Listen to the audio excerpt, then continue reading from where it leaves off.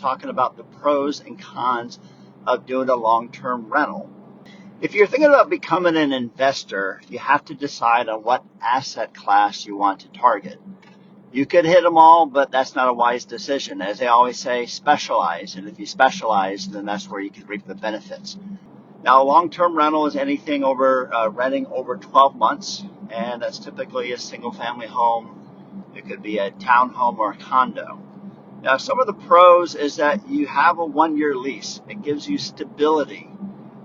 You have a tenant in there that typically takes better care of the property because they live there for the whole year rather than a short-term rental where they're not there that long and they don't really care.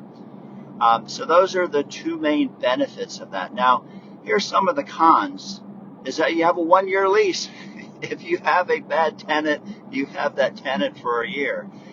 The other thing is that since you have a one-year lease, you're not able to adjust the rental price.